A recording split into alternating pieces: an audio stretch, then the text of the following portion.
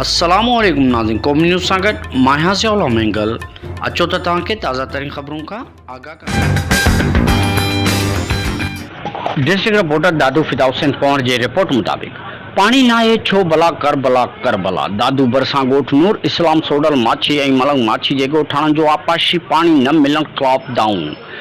ॻोठ नूर इस्लाम सोडल माछी ऐं मलंग माछी जे रहावासिन पाणी न मिलण ख़िलाफ़ एहतजाज कयो। इन्हनि दाईंदे चयो त इरिगेशन ऐं वॾनि माण्हुनि जी मिली भगत जे करे असां वटि आपाशी निज़ाम दरमबरम आहे। तफ़सील ॾींदे NOP जे चेयरमैन कामरेड सलीम सोलंगी ऐं ॻोठाणे अब्दुल लतीफ़ सोलंगी ॿुधायो त इरिगेशन जे अमले जी करप्शन ऐं इतां जे कुझु माण्हुनि में वॾेरो अली हसन ऐं अहमद शाह जिन जे ख़िलाफ़ पाणी बंदि करण ऐं पाणी खपाइण जो इल्ज़ाम आणंदे इन्हनि मीडिया टीम खे प्यारो शाख जो बि दौरो करायो। 2 लख रुपया लूल जा वठे थो, फी लूल जा 2 लख रुपया वठे थो। त हाणे तव्हांजो छा मुतालबो आहे त छा भला हिन महिल तव्हांजो फसल कहिड़ो तयारु आहे? सड़े थो? मिर्चनि जो बेजारो सड़ी आहे, वोण सड़ी आहे, वाङण सड़ी आहिनि।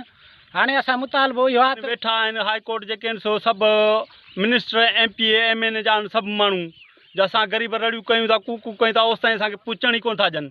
भला हिन महिल तव्हांजो फसल कहिड़ो नुक़सानु? हिन महिल साईं मिर्चनि जो बेजारो सुकी वियो, वाङण जो बेजारो सुकी वियो, कप ही तव्हां पाण ॾिसी सघो था।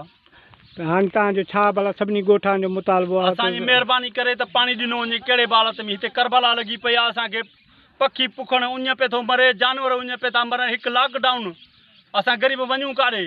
सरकारी मुलाज़िम त कोन आहियूं। असां छा खाईंदासीं? नांग थोरी मिटी खाईंदासीं। इहो असांजे फ़सुल जो गुज़ारो आहे। तव्हां ॾिसी सघो था हीअ ॻोठाणा आहिनि ऐं हीअ शाख जी पोज़ीशन आहे। तव्हां ॾिसी सघो था त बिल्कुलु मिटी ऐं शाख में ढुक पाणी